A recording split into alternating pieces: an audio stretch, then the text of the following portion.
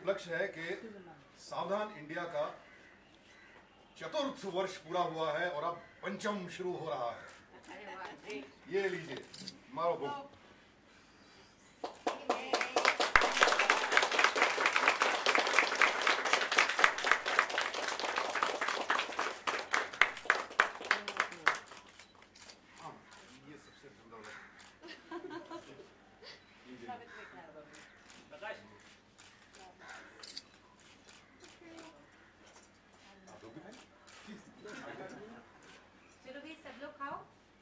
Thank you आप सब लोगों को जो देखने वाले हैं, चाहने वाले हैं। Thank you so much.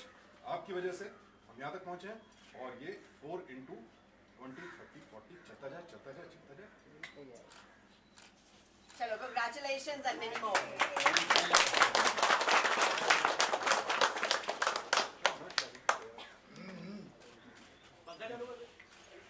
Cake कौन काटेगा?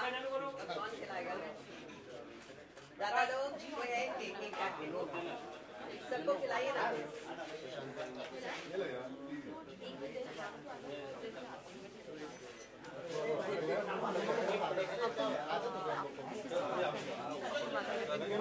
इथे बसवतो, इथे बसवतो।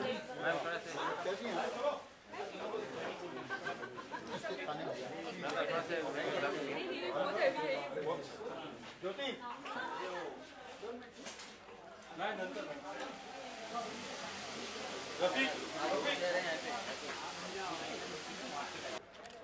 मैम सामने मैम थोड़ा सा शिफ्ट हो जाइए। ओके यहाँ पे मैम जस्ट होल्ड सामने मैम मैम स्ट्रेट ये क्या पे yes one more ma'am just hold ना साथ में लेना। हाँ तो बुला लीजिए सुशांत।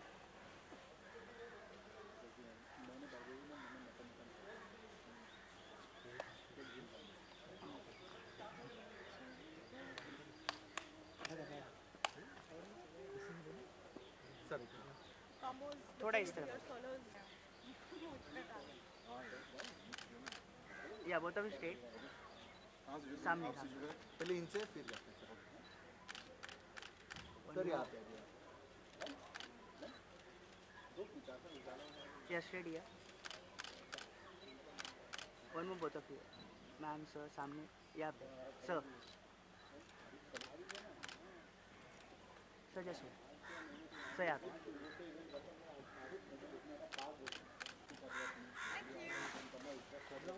सर आपका सोलो ये लीजिए, साबित हुआ कि ये असली है। हाँ अब लोग जिम में पूछते हैं ये असली है। अबे मैं वर्कआउट करने के होऊंगा नकली मूछ लगा के यार, ये सर सामने सर एक साउदर्न इंडिया वाला रुक। वो ऐसा है, वैसा है, और फिर उसने उसको मारा, इसने उसको मारा, ऐसा हुआ, ऐसा हुआ। मैं कभी ऐसा भी करता हूँ, कभी कभी ये सवाल पूछता हूँ। सर जैसे कुछ जर्नी तो कंप्लीट हो चुके हैं, किस तरह के आपके एक्सपीरियंस है सावधान इंडिया को लेकर? सबसे पहले तो बहुत ही खुशी की बात है भाई, 4 साल पूरे हो गए हैं आज, और देखते देखते कब गुजर गए ये 4 साल पता नहीं चला। Very happy. सारे जितने दर्शक हैं, सबसे पहले तो उन्हें धन्यवाद भाई, क्योंकि आप नहीं देखते तो फिर हम क्या दिखाते। और दूसरा, congratulations to the whole team, जो टीम चैनल में बैठी है डे 1 से, जिन लोगों ने जनरल एंटरटेनमेंट चैनल पर ये क्राइम शो लाने की पहल की और 4 साल से लोगों का इंटरेस्ट बरकरार रखा। इसमें पर्दे पर तो हम दिखते हैं भाई, तो we take all the cake, but असली मेहनत जो पीछे लोग करते हैं, कॉन्सेप्ट सोचते हैं, कैसे दर्शकों को वापस जो है उसमें रिझाए रखें, उनका ध्यान बना रहे। So congratulations to that team, thank you to that team and thank you all of you. Journey बड़ी मज़ेदार रही है, बहुत अच्छी रही है, बहुत कुछ सीखा है, बहुत सारे नए प्रशंसक बने, बहुत सारे बच्चे इस प्रोग्राम से जुड़े। जो कई एपिसोड ऐसे भी आते हैं हमारे जहाँ बच्चों को देखना चाहिए, बच्चों के साथ किस तरह की घटनाएं हो सकती हैं, हाउ टू सेव बहुत सारे इंटरनेट पर जोक्स भी बने हमारे बारे में। सो ये एक जो है आपकी ओ यस यस यस वो बोलते हैं लोग कि जब से सावधान इंडिया देखना शुरू किया है दुनिया से विश्वास उठ गया है। और उसके साथ साथ एक चीज़ जो हर आदमी जो भी मिलता है इस प्रोग्राम को लेकर के हमेशा कहता है कि सर थैंक यू, आपके प्रोग्राम से बहुत कुछ सीखने को मिला, बहुत अलर्टनेस आती है। सो उससे बड़ा कॉम्प्लीमेंट हमारे लिए कुछ नहीं हो सकता, क्योंकि वही उद्देश्य था पहले दिन से इस शो का, और टीम उस उद्देश्य से कभी भटकी नहीं। टीआरपीज़ के चक्कर में कभी कुछ सेंसेशनलिज्म नहीं किया, गरिमा बनाए रखी है। तो साथ बने रहिए और 4 साल क्या 40 साल साथ चलेंगे।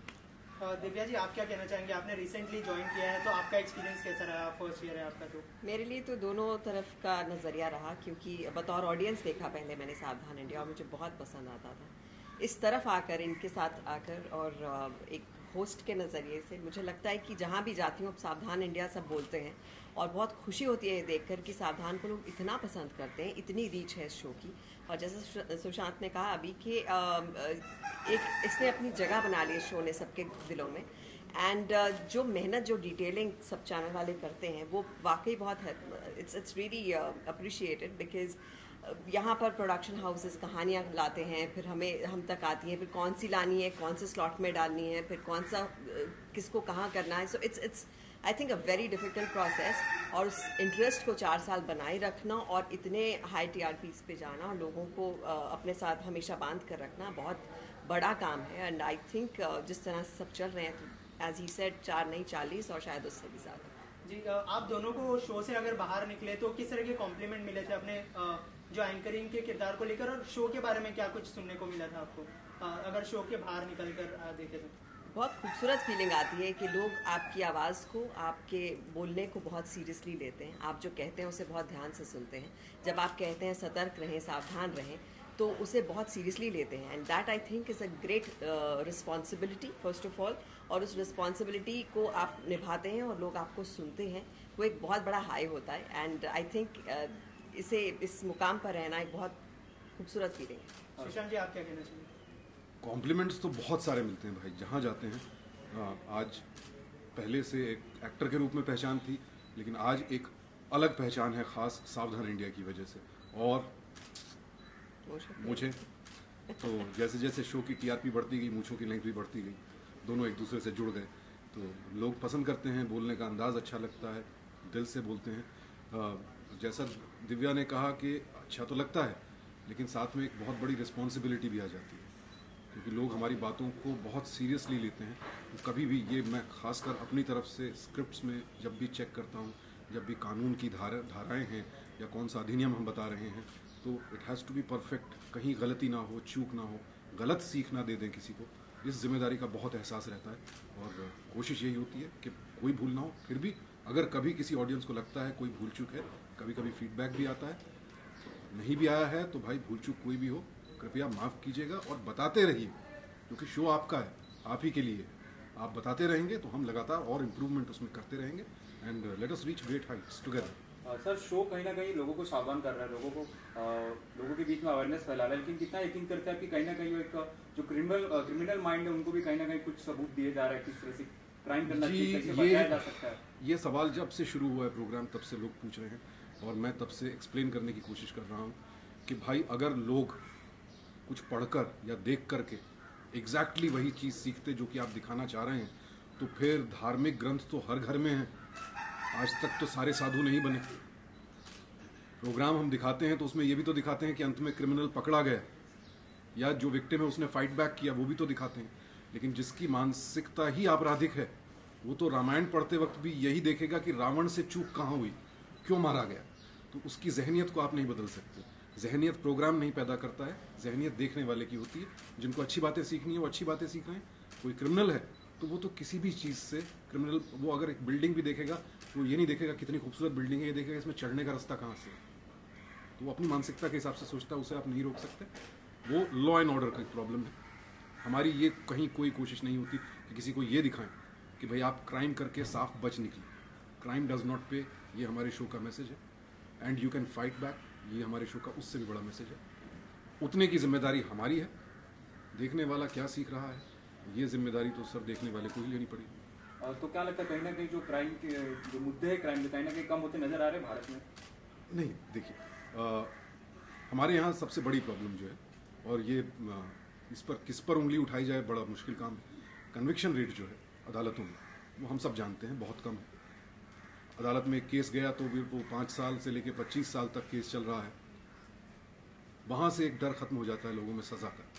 जब आपको मालूम है कि केस तो खींचना है 25 साल 20 साल, तो मुजरिम की हिम्मत और बढ़ती है, अपराधियों की हिम्मत और बढ़ती है। कन्विक्शन रेट जिस दिन हम अपना बेहतर कर लेंगे, अदालतों का बैकलॉग बहुत है, वो सब बेटर होगा, law and order policing better होगी, तब जाकर के क्राइम रेट कुछ कम होना शुरू होगा। एक प्रोग्राम कोई भी चाहे कितना अच्छा हो, लोग कितना पसंद करते हो, अगर हम ये श्रेय लेने लगे झूठ मूठ में बैठ के कि जब से हम आए हैं देखिए क्राइम कम हो गया, बहुत ही गलत होगा और गलत बात हम इस मंच से कभी बोलेंगे नहीं। क्राइम रेट लोग कहते हैं बढ़ गया है बहुत, नहीं, उसके दो पहलू हैं।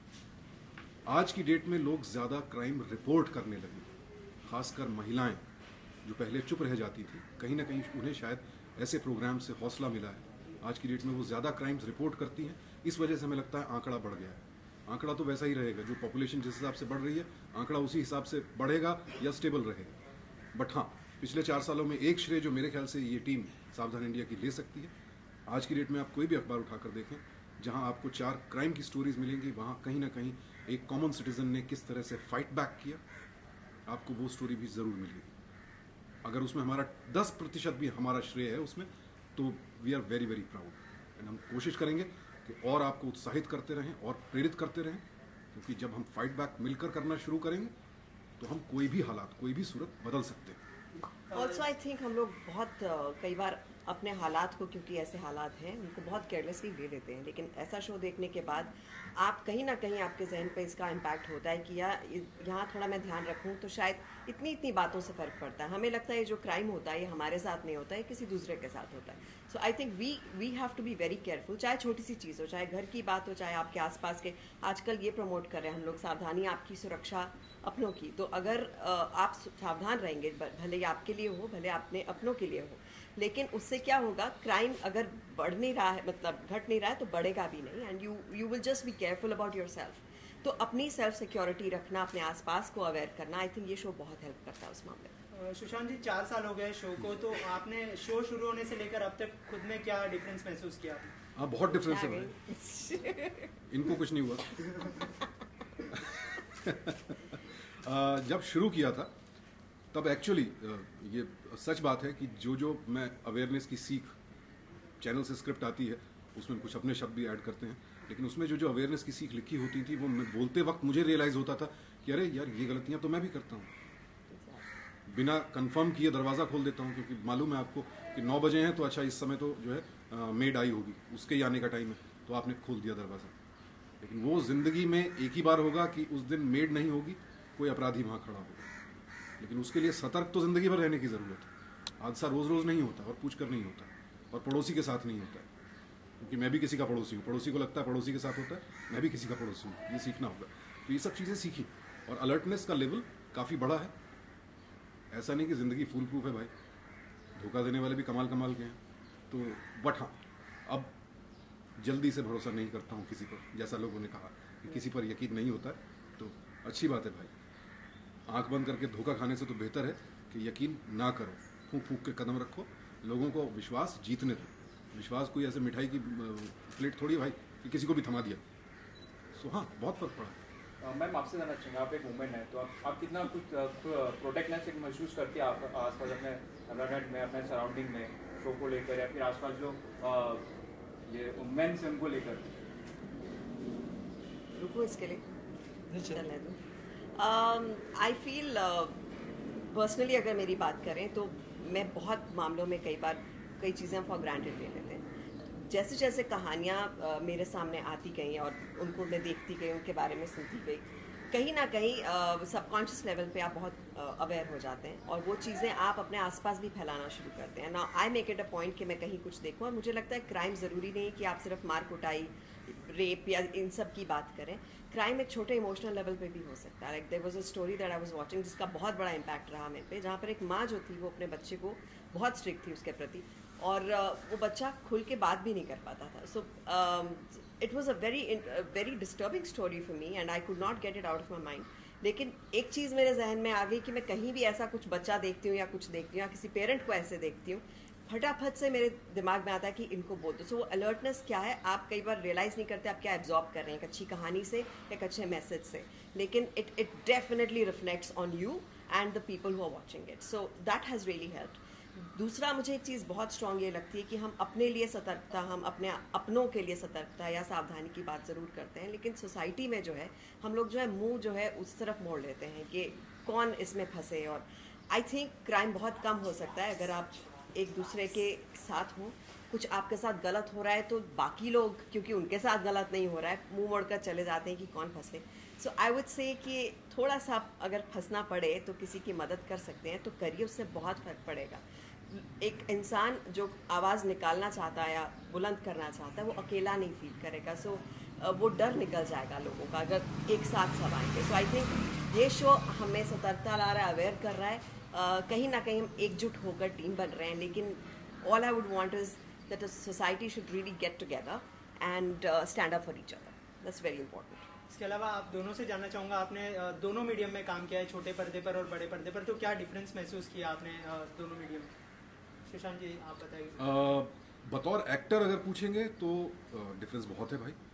एक्टिंग करने के स्टाइल में कोई डिफरेंस नहीं है, आप तो उतना ही मेहनत वहाँ भी करते हैं यहाँ भी करते हैं, लेकिन फिल्म में एक कहानी डेफिनेट होती है भाई, शुरुआत है और अंत है, कैरेक्टर डेफिनेट है, वो नहीं चेंज होने वाला है, आपको मालूम है।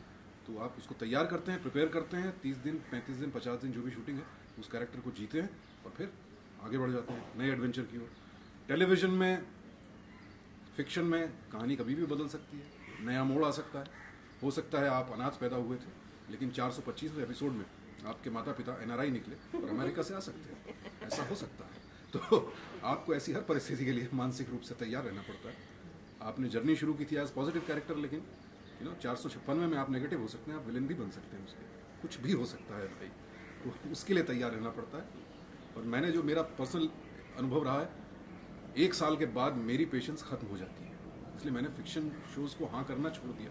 2 बार देखा, विरुद्ध किया, गुलाल किया, दोनों बार एग्जैक्टली 1 साल बाद मैं तंग आ चुका था और फिर मैं गुस्सा होने लगता था या चिड़चिड़ापन आ जाता था। मैं प्रोड्यूसर से बोलता था हाथ जोड़ के, भाई अब मुझे जाने दो, अब मुझसे ना होगा। तो वो पेशेंस नहीं है। हैट्स ऑफ जिनको ये पेशेंस है, क्योंकि एक ही किरदार को सालों साल निभाते चले जाना ईमानदारी के साथ, पूरी शिद्दत के साथ, बहुत कमाल का काम है। तो मैं उन सबको चरण छूकर प्रणाम करता हूँ। आप लोग बहुत महान हैं। जिस दिन मुझ में ये पेशेंस आ गई, मैं अपने आप को धन्य समझूंगा। कहीं ना कहीं आप चेंजेस देख रहे हो बड़े पर्दे पे, क्योंकि अभी काफ़ी रियलिस्टिक और काफ़ी स्पोर्टिक जो स्पोर्ट्स फिल्म है काफ़ी ज़्यादा बन रही है। जी, बड़े पर्दे पर कमाल का काम हो रहा है and I am very happy. छोटे पर्दे पर भी अच्छा काम हो रहा है। जो फिल्मों का दौर इस समय आप कह सकते हैं कि वापस एक गोल्डन पीरियड की ओर हम जा रहे हैं, जहाँ हर तरह की फिल्म के लिए एक स्पेस है। बड़ी mega action adventure super hero film के लिए भी है, और नील बटे सन्नाटा, अलीगढ़, इन फिल्मों के लिए भी जगह है। मसान जैसी फिल्में बन रही हैं। मराठी सिनेमा में देखिए कमाल का काम हो रहा है, फेंड्री है। रीजनल सिनेमा अलग आयाम छू रहा है, स्तर छू रहा है। तो मेरे हिसाब से बहुत ही इंटरेस्टिंग फेज़ है ये पूरे इंडियन सिनेमा का, नॉर्थ से लेकर साउथ तक, ईस्ट से लेकर वेस्ट तक। And as an actor I am fortunate to be part of this phase of our film industry. Very very commendable. Divya ji, आपने मतलब वो वाला सवाल, मुझे लगता है कि दोनों मीडियम्स जो हैं बिल्कुल एक दूसरे से मुख्तलिफ हैं। और फिल्में जो हैं आप एक किरदार निभाते हैं और वो किरदार हमेशा के लिए वहाँ एक बड़े पर्दे पर बन जाता है, it becomes history for you and people remember you for that film. जैसे मैं अगर भाग मिल्खा करूँ तो मेरा नाम उस फिल्म से जुड़ जाएगा, या वीर ज़ारा करूँ तो उस फिल्म से जुड़ जाएगा। शोज़ में क्या होता है कि आप उनके घर का एक हिस्सा बन जाते हैं, जिसका अपना चार्म है। क्योंकि हम होस्टिंग कर रहे हैं, फिक्शन नहीं कर रहे, तो इसका एक एडेड प्लस ये है कि आप खुद के तौर पर लोगों से मिलते हैं। मैं बतौर दिव्या दत्ता ही आती हूँ लोगों से मिलने, सुशांत के तौर पर ही आते हैं, हम किरदार नहीं निभा रहे। तो जब आप ऐसे डायरेक्ट रूबरू होकर अपने उन लोगों से बात करते हैं जो अपने ड्राइंग रूम में बैठकर आपको हर रात को देखते हैं, तो उनको लगता है कि हमारा ही एक रूप है, हमारे ही एक कोई मेंबर हैं, और इतना अपनापन उनको लगता है कि वो जो एक स्टार का एक किरदार का जो अलग चाह होती है, एडमिरेशन होती है, ये वाली जो चाह और एडमिरेशन है ये बिल्कुल अलग है। बट अच्छा है कि दोनों चीज़ों का आप एक साथ मज़ा लेते हैं और आपको आपके लिए और आप जो बोलते हैं उसके लिए लोग सराहते हैं। आई थिंक ये इस शो की बहुत बड़ी एक खासियत है एंड इट्स रियली नाइस। और जो रिस्पेक्ट, जो अप्रिसिएशन शो के ज़रिए मिली है, I think it's really great. नहीं, और यहाँ मैं इसीलिए 4 साल में बोर नहीं हुआ अभी तक। कोई कैरेक्टर नहीं है। He's himself. He can't be bored with himself, right? Still enjoying. Yes. तो और दूसरा ये फैन वाला जो आप समझते हैं घर का हिस्सा बन गए हैं, हम तो जानते हैं इनको, ये मैं बिल्कुल समझ सकता हूँ। मेरे साथ हुआ है, दिल्ली में गया था शुरू में जब जंगल की थी एक अवार्ड फंक्शन के लिए, तो जिस होटल में ठहरे थे उसमें सारे स्टार्स थे। तो प्रोग्राम के लिए जब जा रहे थे, मैं लिफ्ट से नीचे जा रहा था तो लिफ्ट खुली तो करिश्मा कपूर जी अंदर आई। तो हम तो करिश्मा कपूर जी को पर्दे पर देखते ही रहते हैं ना, मुझे तो ऐसा लगा हाँ ये तो जानती होंगी मुझे। मैंने बड़े प्यार से बोला हाय हाउ यू, उन्होंने कोई जवाब नहीं दिया था।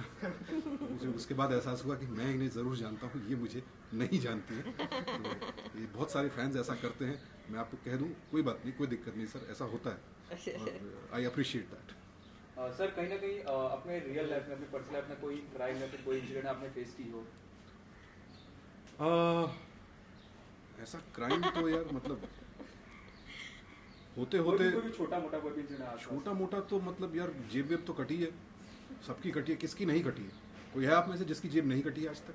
है तो हमारी भी कटी है भाई शुरू में तो अभी। लेकिन अभी ये है कि जब भी भीड़ वाले जगह जा रहा होता हूँ, मैं जो ट्रिक करता हूँ भाई आप सुन लीजिए, ये मैं बटुआ जो है पीछे की जेब से हटा के आगे वाली जेब में रख लेता हूँ। ये बड़े कमाल की ट्रिक है, याद रखिएगा वरना फंसेंगे आप। तो एक मज़ेदार किस्सा है जो होते होते रह गया। मैं सुबह मुझे एयरपोर्ट जाना था, अभी 1-1.5 साल पहले की बात है, और मैंने एक कंपनी से टैक्सी बुक की थी। उन्होंने एंड टाइम पर उनका जवाब तो था जी आपने तो कैंसिल कर दिया बुकिंग। मैंने कब की? अभी। अच्छा मुझे पता नहीं है, कोई बात नहीं। अब मुझे टैक्सी ढूंढनी थी, घर के आसपास कहीं टैक्सी नहीं मिल रही है, फ्लाइट के लिए लेट हो रहा था, ड्राइवर साहब भी नहीं थे। मैं गाड़ी लेकर के सिग्नल तक गया, अपनी गाड़ी लेकर के टैक्सी ढूंढने के लिए। एक आदमी ने देखा मुझे परेशान सा, तो आया, सर क्या हुआ, क्या प्रॉब्लम है? देखिए यार टैक्सी ढूंढ रहा हूँ, एयरपोर्ट जाना है। तो सर टैक्सी तो यहाँ कोई नहीं है, मैं छोड़ दूँ आपको? मैंने कहा आप कैसे छोड़ोगे, आपकी गाड़ी में? मैंने कहा मेरी गाड़ी में आप छोड़ दोगे और फिर गाड़ी वापस कैसे आएगी? नहीं मैं वापस आपके घर पे लगा के जाऊँगा गाड़ी। तो मैं लिटरली, मेरा एक्सप्रेशन ये था, उनको मैं एक क्षण के लिए देखता रहा कि मेरी शक्ल पे ऐसा लिखा है या तो ऐसे हैं सर, बड़े बड़े चतुर लोग मिल जाते हैं, नुक्कड़ पर मिल जाते हैं घर से निकलते। सावधान रहिए, सतर्क रहिए, सुरक्षित रहिए।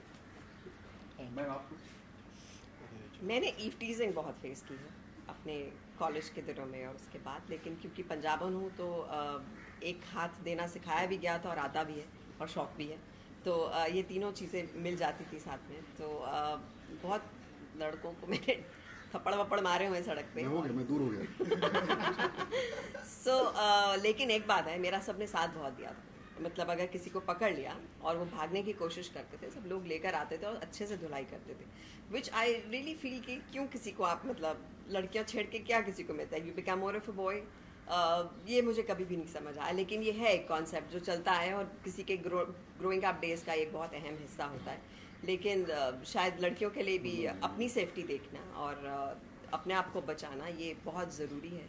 इसे हम कई बार ऐसे ही हंसी मजाक में ले लेते हैं, लेकिन बहुत सीरियस इशू है। तो कभी भी अकेले ऐसा ना जाएं, और जाएं भी तो अपने साथ कुछ ऐसी चीज़ें रखें जिससे आप अपना सेल्फ डिफेंस कर सकें। Thank you so much. Thank you.